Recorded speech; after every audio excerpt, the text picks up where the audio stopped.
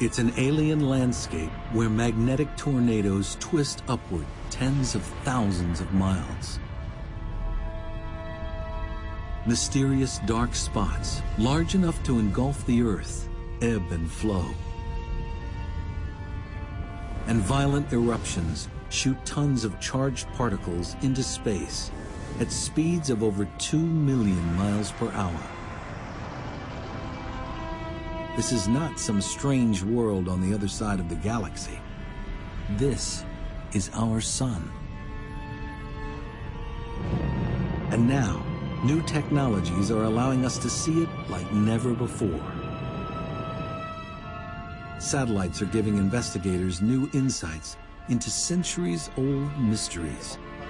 Whoa, did you see that? Boom! There goes a flare. That is really a quantum leap in solar physics. A continuous eye on the sun.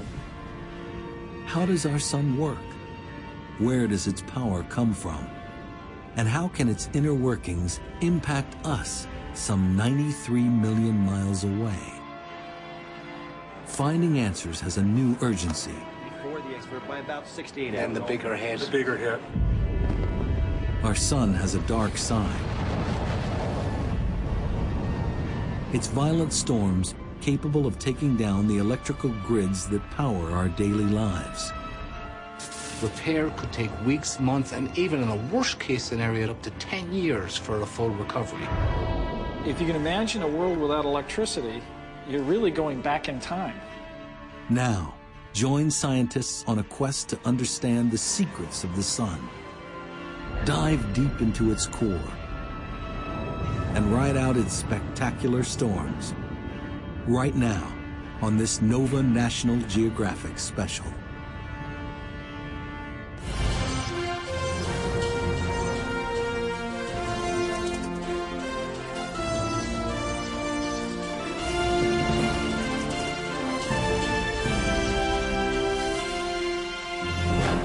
Major funding for NOVA is provided by the following. Dawn, February 15th, 2011, Boulder, Colorado.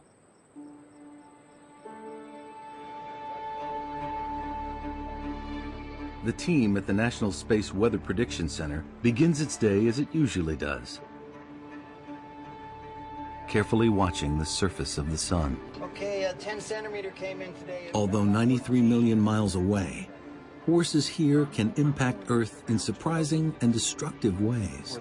For the smaller, The M6. for the M6, you see this. The very first one is the M6. Today, after years of relative calm, a satellite detects something. A dramatic explosion on the sun's surface. A violent solar storm that would dwarf Earth is erupting, releasing a massive shockwave, hurtling towards us at over 1 million miles an hour. Right now, no one is sure what to expect. But I think that the M6 is going to get here. We have to determine when that thing is going to impact Earth's magnetic field. 8 hours. It's going to be sometime tomorrow, perhaps later in the morning, later at night. That's exactly what we're trying to determine. In fact, I have to join the discussions right now, so I'll get back with you. The team models the approaching storm. So 15Z for the arrival of the CME. This is it here. Right okay. there. Their simulation shows it racing out from the sun on the left towards the small dot on the right, Earth.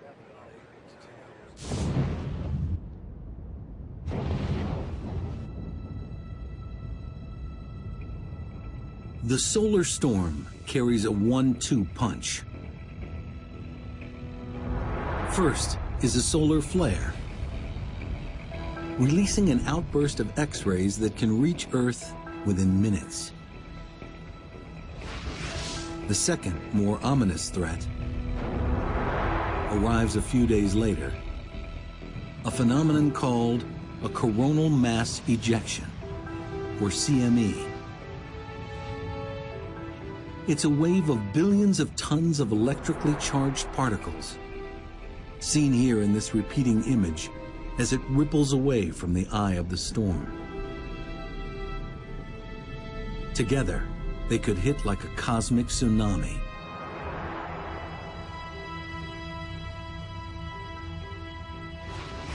Delivering a surge of radiation and an electrical spike of trillions of watts, potentially crashing the power grid. Sound far-fetched? In March 1989, in Quebec, Canada, that's exactly what happens. One by one, power stations crash, disabled by the overwhelming power surge caused by a CME wave. In less than 2 minutes, 6 million people are left without power.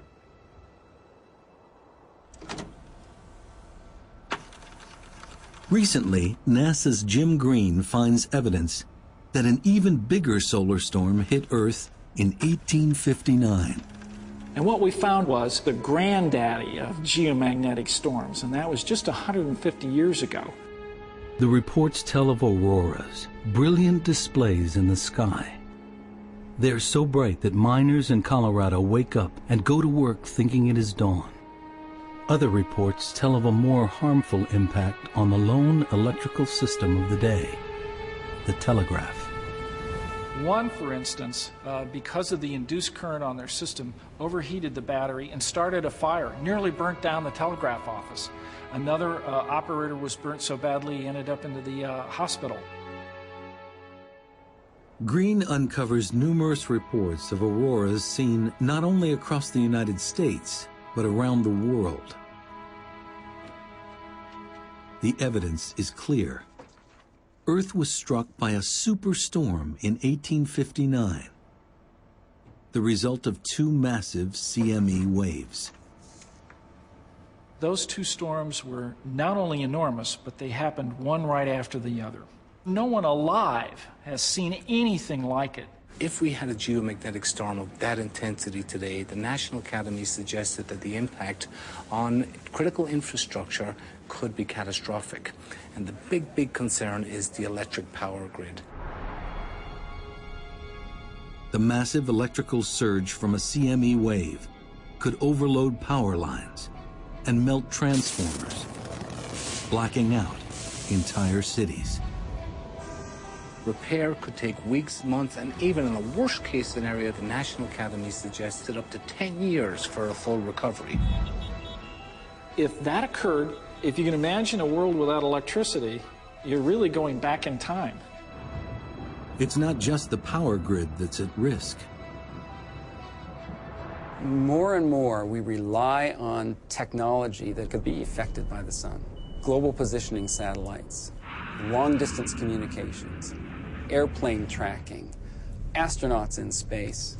Roger, how does it look? So there's an urgency in understanding what it is that the sun is doing, what's it going to do next, and how can we prepare for that and respond to it.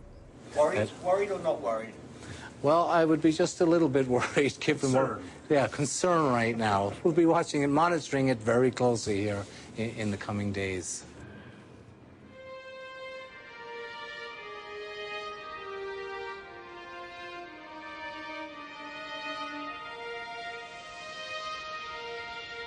We've gazed at the sun since antiquity.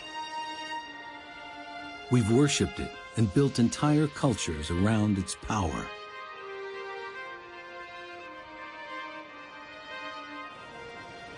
We marvel when it's eclipsed during the day.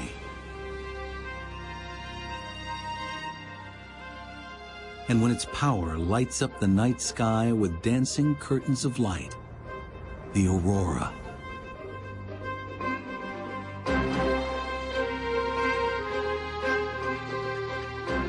Its power and size are awesome. It is so huge, 1 million Earths could fit inside it. Temperatures at its core soar to 27 million degrees Fahrenheit.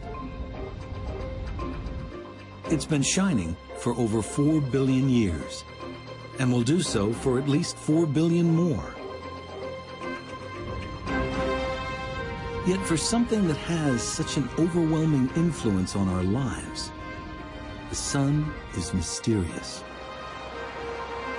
How does the energy generated in its core reach us as sunlight?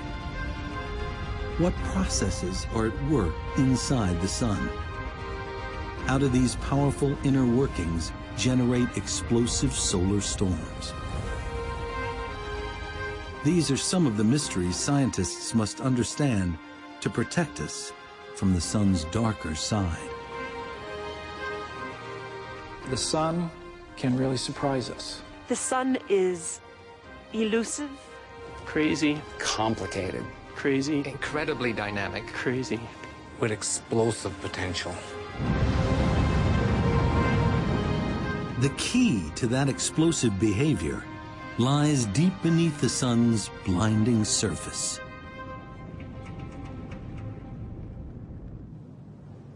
Until recently, seeing inside the sun was impossible. Understanding its internal processes, a pipe dream. But an accidental discovery changes everything. Until the 1960s, much of solar physics relied on things that were like solar dermatology. It was things that were right at the surface or just skin deep. But as physicists study the sun in more detail, they make a surprising discovery. The surface seems to be vibrating, like ripples on a pond. Initially, they think the vibrations are the result of defective instruments. They couldn't get rid of them. They built better instruments, the ripples were still there. They looked at it for 10 years. And they conferences, they all talked about it and they harumphed. But what it turned out to be was just sound waves. It is an astonishing revelation. No one expects that the sun can generate sound waves. It leads scientists to see the sun in a completely new way. Our sun vibrates like a giant pipe organ. But instead of air producing the notes, churning gases deep inside send sound waves rippling through its interior. Because a sound wave changes as it moves through different material, we can look at the different frequencies and determine what's happening inside the sun. Geologists are familiar with this. By studying sound waves passing through the Earth's crust, they can see the layers below our feet. A technique called seismology. Similarly, sound waves moving through the sun's interior reveal how it's made up. I can use this organ to illustrate how sound waves work inside the sun. For example, if I hit this low note, it comes from one of these big pipes, big deep sound. And on the sun, that corresponds to a wave that goes very deep into the sun and brings back the information from deep down in the sun. If I turn to a high note, it comes from a much shorter pipe, and on the sun, that's telling us information about very close to the surface of the sun, not very deep at all into the sun.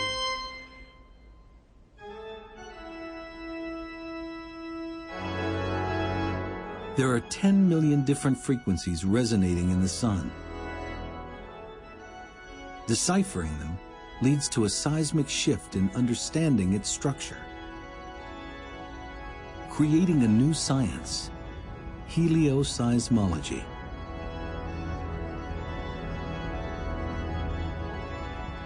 Once the helioseismology came along, we could not only see what the surface was, but we could actually tell what the physical processes were underneath. So by looking inside, we can actually see what the sun is doing. It is a powerful tool to see beneath the sun's surface.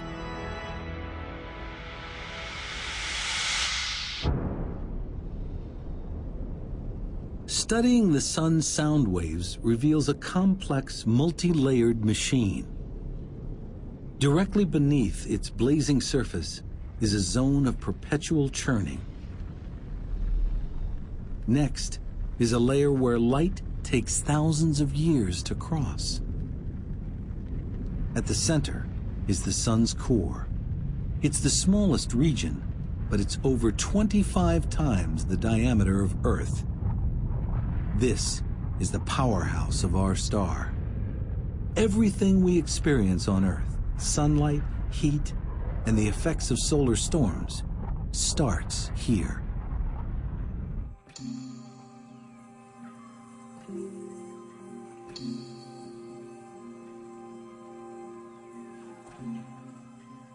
So what's it like here? What's the core made of? Well, the sun's a crazy place, right? It's far too hot to be a solid. We know that. Heat it up, it's far too hot to be a liquid. And so you think, well, it's a gas, right? Well, not really. It is this gaseous soup of charged particles that we call plasma. You're more familiar with this soup than you might think. There are plenty of examples. Fluorescent light bulbs, flames, neon lights, perhaps fancy TVs that I can't afford, but these are all plasma. Plasma is sort of all around you. But plasma is radically hotter at the sun's core. The closest thing on Earth is lightning.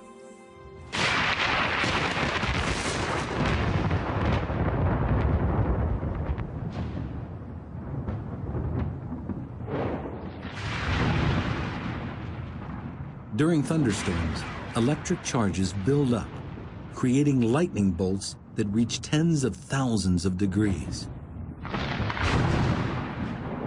That's pretty hot, but it's nowhere near as hot as in the core of the sun. So if you were to travel into the core of the sun, the plasma would be 15 million degrees. As the sun formed, hydrogen gas at its heart was crushed under the weight of the material above. Eventually, temperature and pressure rose so high, the hydrogen atoms broke apart into electrons and protons, creating plasma. And it's under these extreme conditions that something really, really cool happens. Nuclear fusion.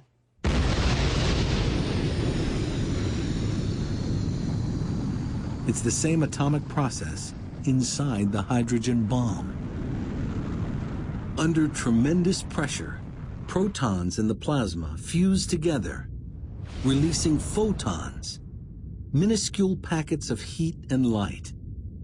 An unimaginable number of photons are made every second, generating the sun's incredible power, some of which reaches us as sunlight.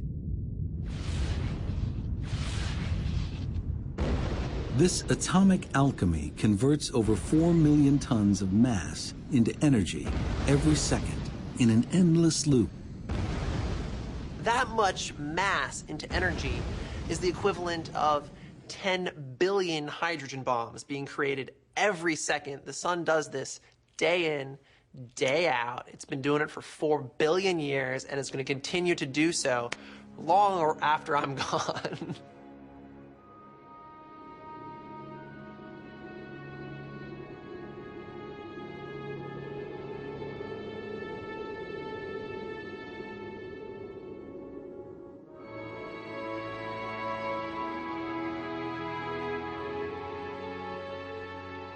The energy of billions of bombs is released in the core every second. This begs a simple question. So you could ask, well, why doesn't the sun blow itself apart? It's because there's this beautiful balancing act that occurs. In the core of the sun, you've got this pressure from all of this fusion pushing outwards. And the sun is huge, so you have all this gravitational pressure pushing downwards. And so you've got gravity pushing down, and the sun trying to blow itself apart from the inside, and it is this beautiful balancing act between the two that keeps the sun in one piece.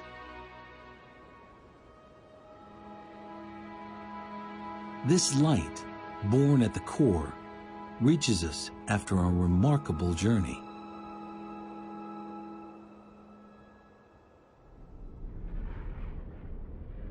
Away from the core, pressure and temperatures drop, and nuclear fusion stops. Now, each photon begins a tedious journey through the sun's thickest layer of plasma, a region called the radiative zone.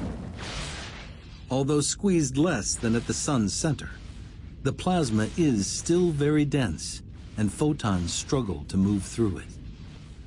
Each packet of energy is continuously absorbed, then spit out by the plasma particles. In that particular part, there's no energy being generated, but the energy is transmitted by the radiation. So that's why we call it the radiative zone, not too surprisingly. The photons slowly bounce through the plasma here, ricocheting in a zigzag path called the random walk. So imagine that you're in a crowded room and you're trying to make your way through, and you greet other people. And each person you greet, you have to say hello to, and then you move off in another direction. So it takes you a long time to get from one place in the room to another because you're just kind of meandering your way around the room. So the same way the photons in the inside of the sun, they don't have a preferred direction.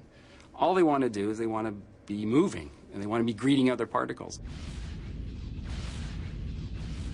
Though moving at the speed of light, 186,000 miles a second, it takes photons over 100,000 years to cross the zone.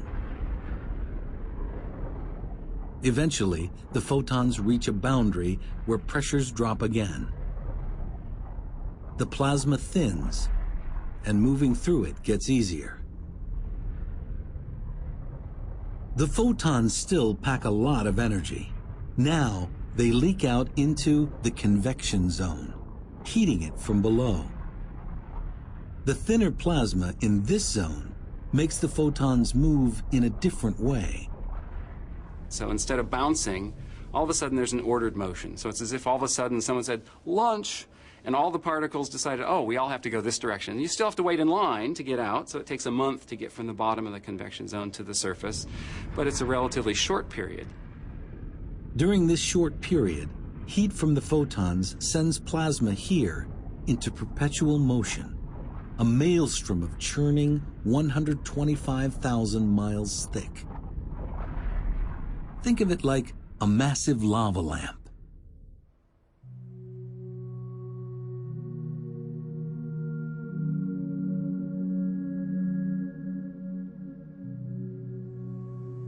There's heat that enters at the bottom from the light bulb.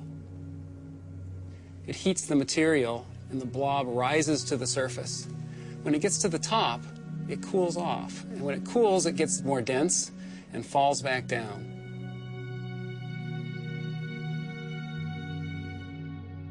This is a good analogy for what's happening inside the sun. We have the core of the sun heating the material at the bottom of the convection zone. The material expands, and it carries the energy upward until it gets to the surface.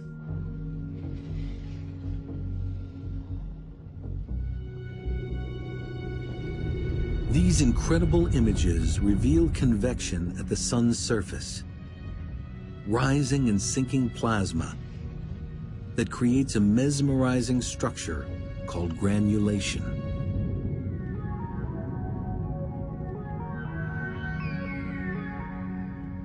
The granulation cells are about the size of the state of Texas.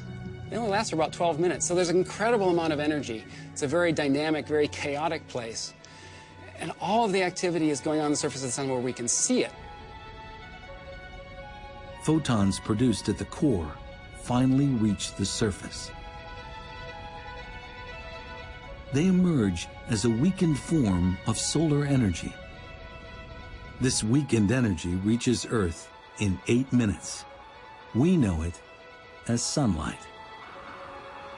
So 100,000 years, about a month, and then 8 minutes. Once you get to the surface of the sun, it just takes 8 minutes to get to where you can see it.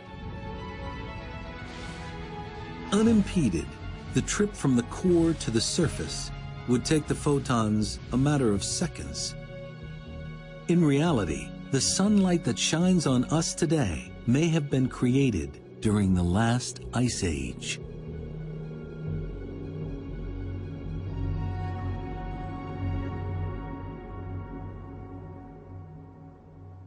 Energy reaching the sun's surface doesn't just result in sunlight.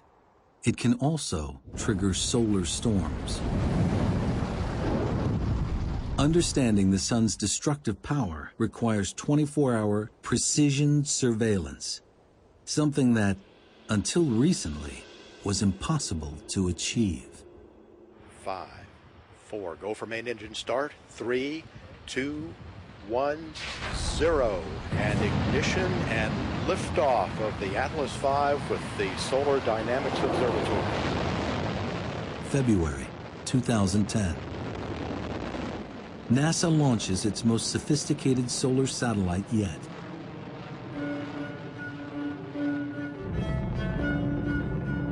The Solar Dynamics Observatory, or SDO for short.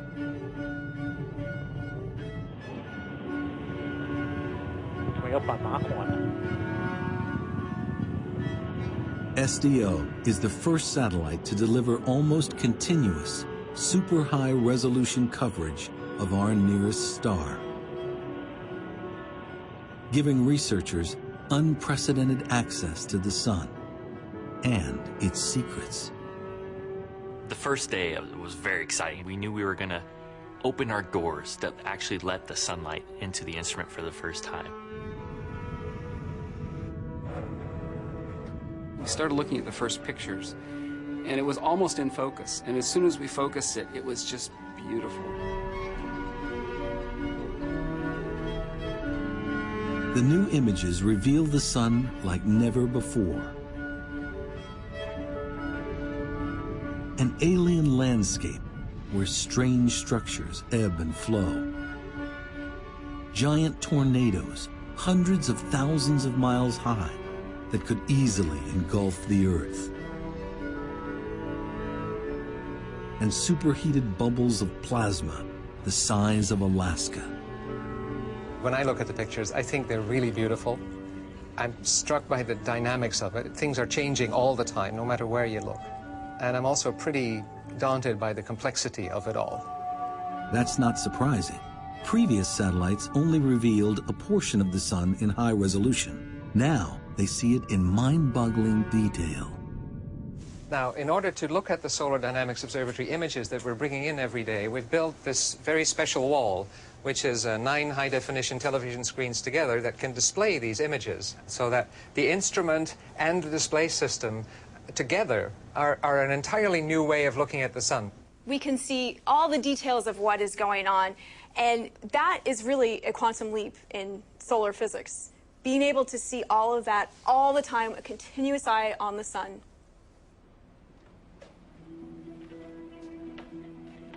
One of the most important aspects of SDO is its ability to see sunlight across a range of wavelengths, the equivalent of looking at things glowing at different temperatures. Our eyes are most sensitive to sunlight glowing at around 10,000 degrees Fahrenheit. At this temperature, the sun's surface looks almost featureless. But at hotter wavelengths, normally invisible, a far more dynamic picture emerges. The February 15th, 2011 storm is a perfect example. In this repeating image, at around 90,000 degrees Fahrenheit, SDO captures just a ghostly trace of the CME wave. But at just over 1,000,000 degrees, the superhot plasma rippling away from the eye of the storm is much clearer. This allows researchers to see coronal mass ejection waves evolving across the entire sun. This is an absolutely amazing time for solar physics because of these beautiful high-resolution images that allow us to understand better the physics behind what's going on when solar storms erupt.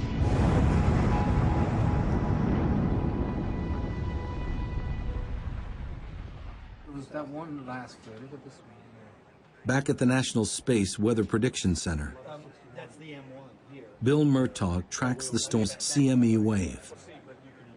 It carries 1 billion tons of plasma. and is now only about 20 hours from Earth. We're bringing it in mid to late on the 17th into the 18th. What they see is alarming. Well, there's actually 3 CMEs that we're looking at. So we bumped up some numbers for late tomorrow. Yeah. It's not a single CME wave, but 1, 2, 3 of them. We won't call it the perfect storm yet or anything, but conditions are lining up for some significant space weather. Their models show trajectory and speed, but the big unknown for Murtaugh is how powerful the waves will be when they hit.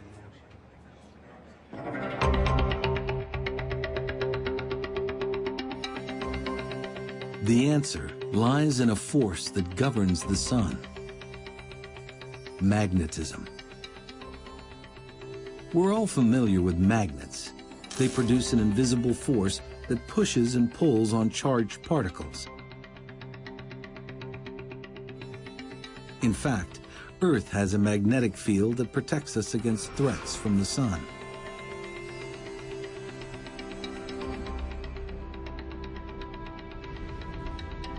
But we are less familiar with the sun's magnetic power, which researchers believe plays a major role in driving solar storms.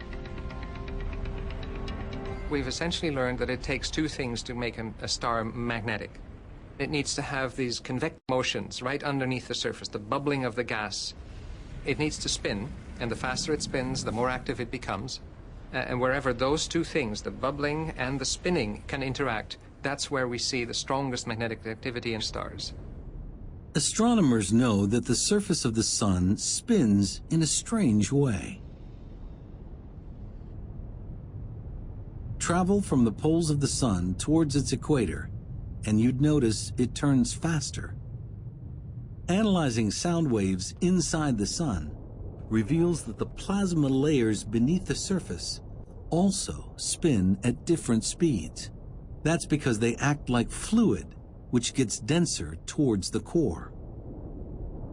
The interior of the sun is a place of spectacular turmoil. Turmoil that's the key to the sun's magnetism. The motions there, the convection, the differential rotation, the motion from equator to pole, are driving a new force. They're driving a magnetic field. There's a dynamo at work here. A dynamo that's generating a force that we actually experience here on the Earth. It works like a giant wind turbine. Churning plasma in the convection zone stirs up powerful electrical currents, which generate a huge magnetic field. Have upflows here and downflows coming down this way, right? The holy grail for scientists is understanding exactly how this dynamo generates solar storms. The clue lies deep within the convection zone.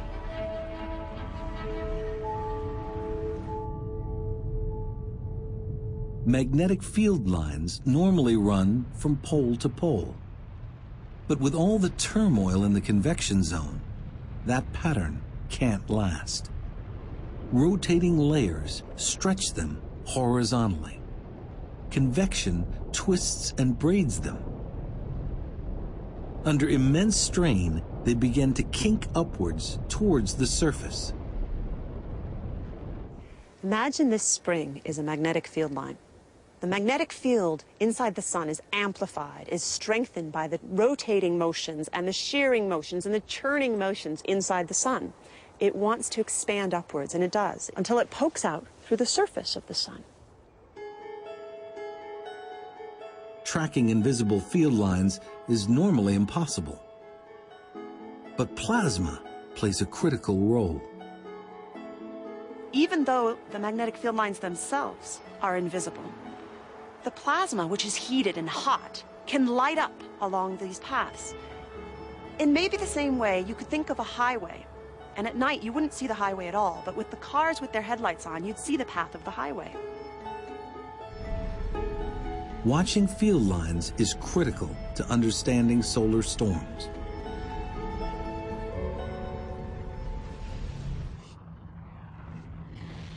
As field lines emerge, they form loops. One end has a positive pole and the other a negative pole. Churning plasma beneath the surface twists these loops, pumping them with energy. If twisted enough, positive and negative parts of the loops cross. When they do, they short circuit with a tremendous explosion. The energy released heats the plasma to millions of degrees, resulting in a spectacular solar flare.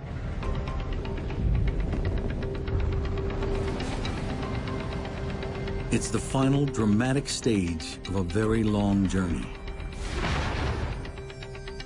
Photons formed in the core make their way to the surface. Some pass directly into space as sunlight. But in the process, that surging energy disturbs the convection zone, generating a magnetic field. The field lines wind up to the point that it explodes in a solar flare. Now, SDO provides a complete and unprecedented picture as these events evolve. This is beautiful because the hot gas outlines the magnetic field lines that we would otherwise not be able to see. And here you can see even a twisting structure as some of the mass drains back down to the surface, and a lot of it escapes in the eruption. This is the essence of space weather, or solar storms.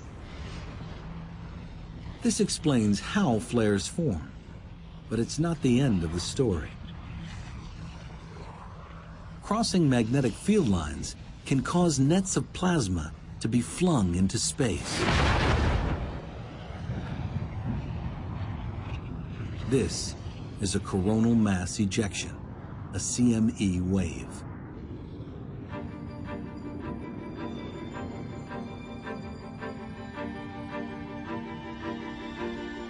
The portrait of how solar flares and CME waves form is coming into focus. But a key question remains. CME waves can travel 93 million miles to Earth in a matter of hours.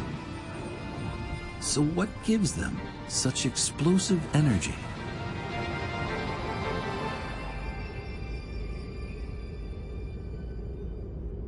Part of the answer is hidden here in the sun's atmosphere, the corona.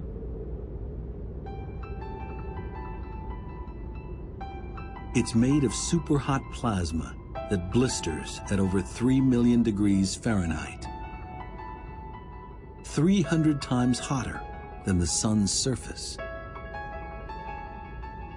Some scientists suspect that this heat powers massive gusts of energy that blast CME waves toward Earth at incredible speeds. But why the corona is so hot is an enduring mystery. Understanding it's essential if we want to get to the bottom of how the sun drives space weather and the impact of the sun on the Earth. The fact that the corona is so much hotter than the surface flies in the face of physics. The sun's corona is a very odd place. Take this fire, for example. As I put my hands close, sure, it's warm, but as I pull them away, it gets cold. That's not the case on the sun at all. As you go in close, it's definitely warm, but as I pull away, it actually is warmer still. Recently, Japanese investigators observe high-velocity jets of plasma shooting up from the near surface. McIntosh suspects these jets deliver heat to the corona, but he doesn't have a way to confirm it visually until he turns to SDO for help. Lo and behold, we actually managed to join the dots and see, yeah, these objects that we could see moving out of the lower atmosphere at high speeds, kind of like these licks of flame, really were reaching a couple of million degrees. It was really a tumultuous moment. We kind of looked at each other and said, wow, what have we just done?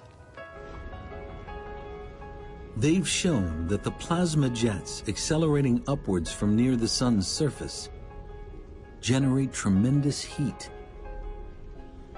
As a result, temperatures in the corona soar to 3.5 million degrees. If confirmed, it represents a huge leap forward in understanding CME behavior. The immense heat of the corona acts like a wind in a raging gale. It's constantly pushing on the plasma draped on the field lines, billowing them out like sails pulling on a mast. Like solar flares, when magnetic lines cross, there can be an immense explosion. In this case, the lines are cut and the sail whips off into space.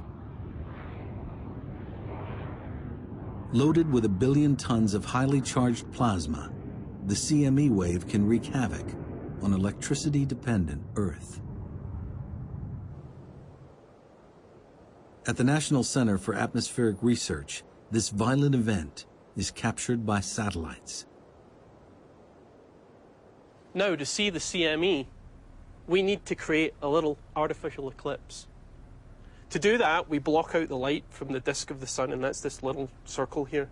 But what that allows us to do is to see this extremely faint, high-speed thing shooting away from the sun. This one moves at about 1,000 kilometers per second. By enhancing the picture and slowing it down, it's possible to see the shockwave moving at over 2 million miles per hour. Though we have a better understanding of what causes solar storms and how they reach us, there is still a final pressing problem.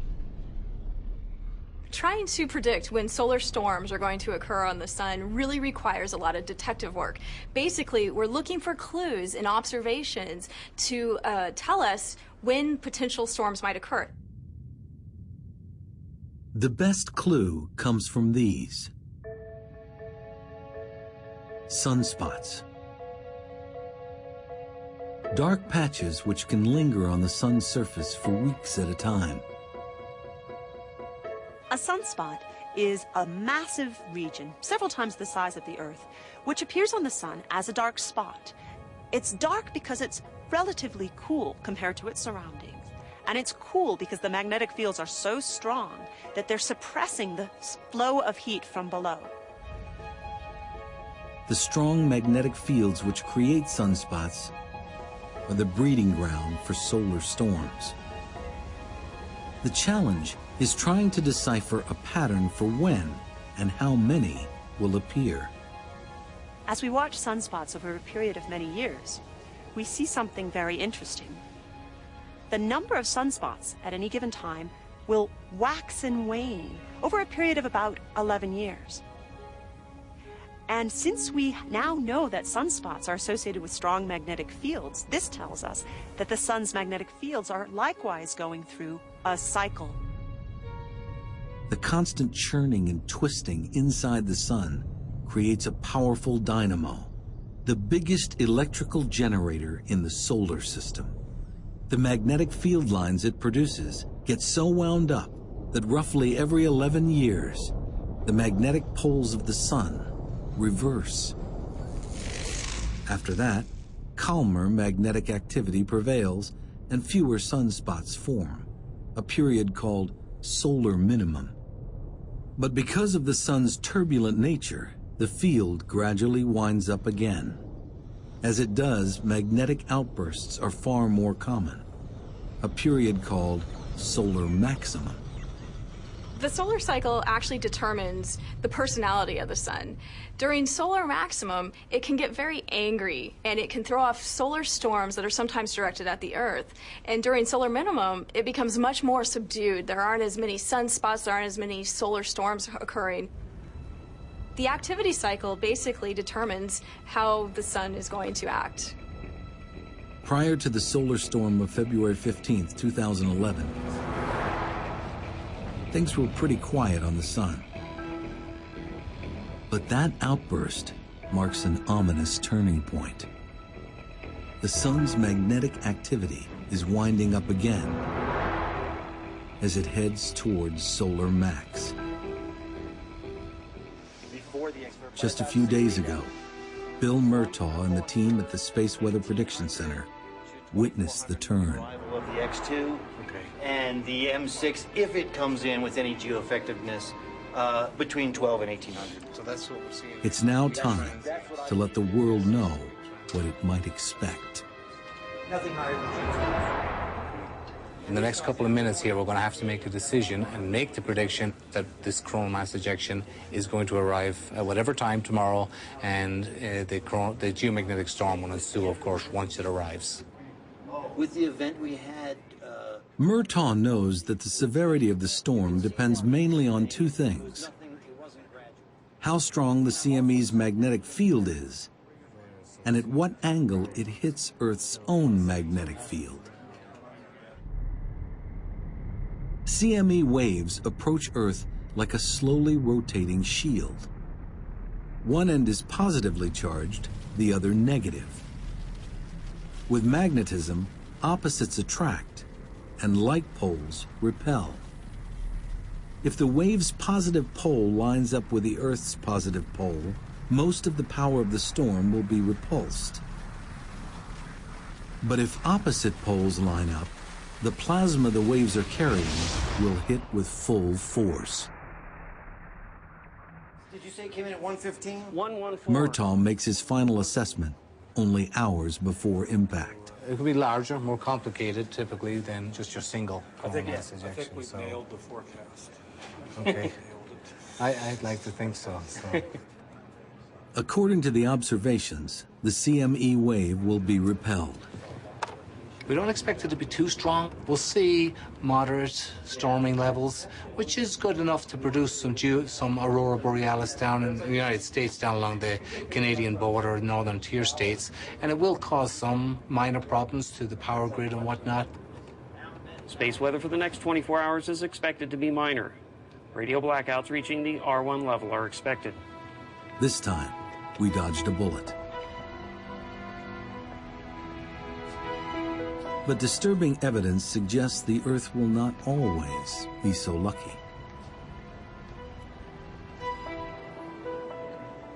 It's a cautionary tale. NASA's Jim Green discovered it while researching a book on the American Civil War at the Library of Congress. Green found news accounts from 1859, which caught his eye. I would run across articles about aurora, fabulous aurora, and this really piqued my interest because it's in my field. It seemed as though the armies of heaven were engaged in terrific, though noiseless, conflict. This terrific aspect soon subsided into a more beautiful and brilliant appearance, a few of which I can only refer to. On the day before the waves hit, a British astronomer observes a giant sunspot group light up with two massive flares. The second CME wave hit 18 hours later, allowing Green to calculate its speed, 5 million miles an hour, plowing into Earth at almost 4 times the speed of the February 15, 2011 CME waves. Using the various reports, Green is able to reconstruct the 1859 storm. The accounts suggest that the poles of the CME waves were aligned, and instead of being repulsed, the waves hit with full power. The charged particles funnel down into the atmosphere, electrifying it like a giant neon sign, producing dazzling aurora displays. The storm is so intense, Earth's magnetic field all but collapses. Millions of tons of plasma spill towards the equator, and a powerful electric surge pulses over the globe. For the largely pre-electrified world, the moment passes with minimal damage. That might not be the case today. It has the potential of knocking out power grids. And if it burns out transformers that are hard to replace, we may be without electricity in many areas for a very long period of time. There's only a few places that make these 125 kilovolt transformers. It takes several months to make them. And if you burn out half of them, we're going to be shooting squirrels and chopping wood out the backyard for a long period of time just to survive.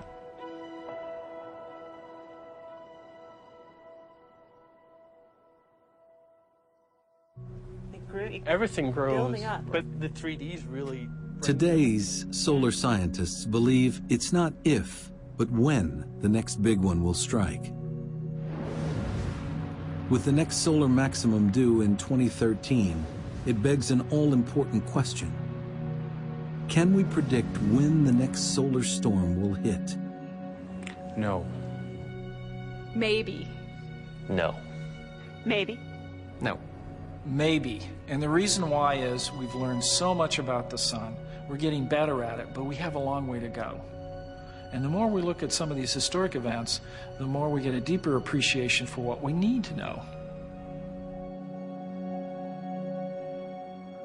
Today, we see the sun better than ever before. We're beginning to understand it from the inside out. But its unpredictable personality means there will always be uncertainty when living with a star.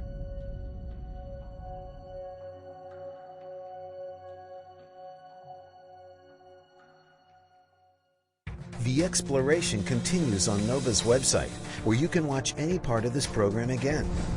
Discover how a supernova blast could have transformed our patch of the cosmos from a cloud of gas and dust into the solar system we know today. Dig deeper into space and flight. View short-form videos, hear from experts, and explore interactives. Follow NOVA on Facebook and Twitter. Find us at pbs.org/NOVA.